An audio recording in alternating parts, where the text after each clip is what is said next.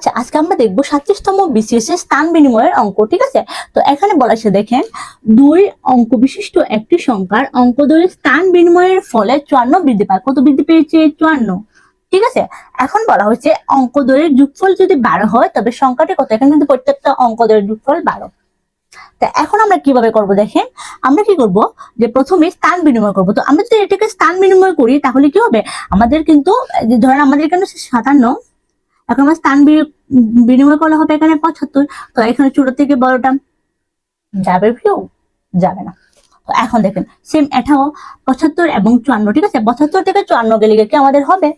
হবে না। ঠিক আছে, আমাদের এখানে কিন্তু বলছে যে 54 হতে, তো 75 আর এদিকে আমাদের হয় 57। ঠিক আছে, তো আমাদের এটা হবে না।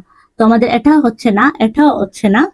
এটা দেখেন 39 আছে, 39 যদি আমরা স্থান বিনিময় করি তাহলে কিন্তু হবে 39টা হবে ছোট সংখ্যা এবং 93টা হবে বড় সংখ্যা। ঠিক আছে, তো আমাদের এটাও হচ্ছে না। ঠিক আছে, এখন আমরা এটা দেখি, এটা দেখবো আমরা 93। তো আমাদের এটা স্থান বিনিময় যদি আমরা করি তাহলে আমাদের কত হবে? 39।